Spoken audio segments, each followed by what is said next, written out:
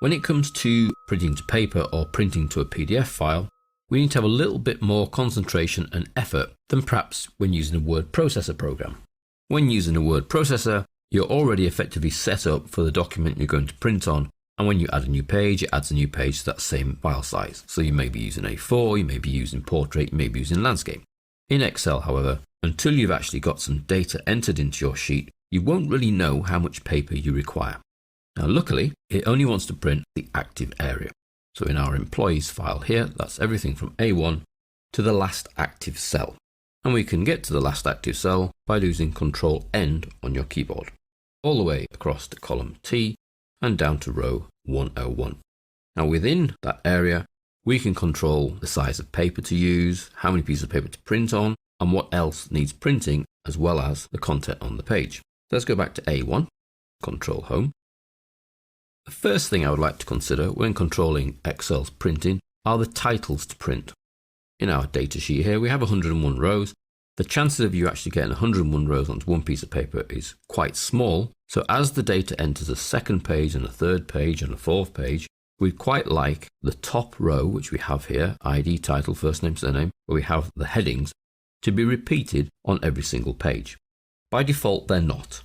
And if we have a look at Print Preview without making any changes to anything, we can access Print Preview from our Quick Access toolbar. Now on the first page, we can see the titles across the top and then a run of the data. However, on page 2, there are no titles, nor on page 3. Page 4, the titles appear again, but page 4 is effectively moving to the right in our data. So we won't get any titles on page 5 because we're then moving down. So what we first need to do is get those titles to repeat on every page. So we go back to our document. On the page layout ribbon, we're looking at the little option here called Print Titles. If we give that a click, it opens up the page setup dialog box. I'm just going to move that to the right a little.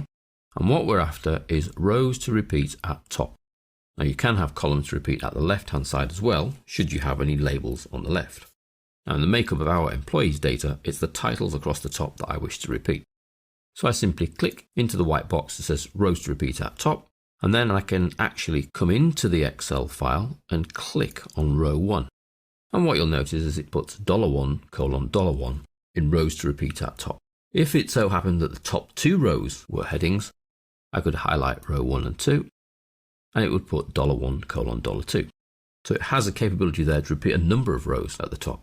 However, in our case, it's just row 1. So $1:$1. OK. We then go back to Print Preview, and you'll see that they're on the top of the first page still, but they're also on the top of the second, third, fourth, fifth, sixth, and effectively every subsequent page now has that top row repeated at the top of it. So that's getting the print titles to repeat. Back to the document. Another controlling factor that is extremely useful when printing from Excel is to set what's referred to as a print area. Extremely useful if you've got a large spreadsheet and you just want to print part of it. And by setting the print area, you physically set that in stone until you reset the print area, so that in future when you want to print, it will only print that section. So taking my employees data, it may be that I'm only interested in perhaps the first few columns. So I would highlight, let's go from A1 all the way across to the town and city, and then down to the end of the data, A1 to H100.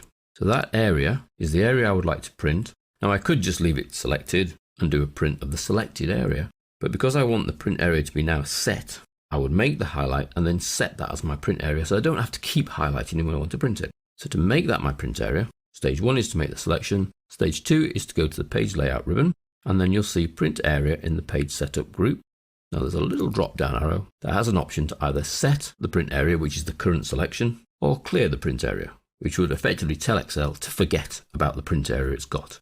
Now you can only have one print area, you can't have 2 and then decide which one you want to print. It's either a print area or no print area. So I'm going to set the print area, and that sets up this section so that now when I go to Print Preview, even if I have nothing selected, it only wants to print the print area. And you'll see it's dropped to 6 pages now. So we're only printing across to the town and city. And in fact, you can see the town and city just tweaks out into its own page. But we can see how to control that shortly.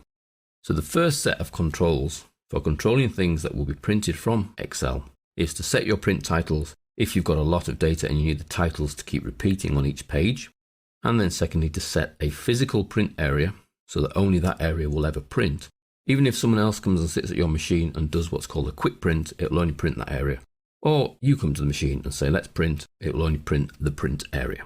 That print area can be cleared by going to print area, clear print area, and then effectively you're telling Excel to forget about having a print area. So if I choose that option now, and then go to print preview, you'll see that we're back up to 12 pages, which is all of the data wanting to print.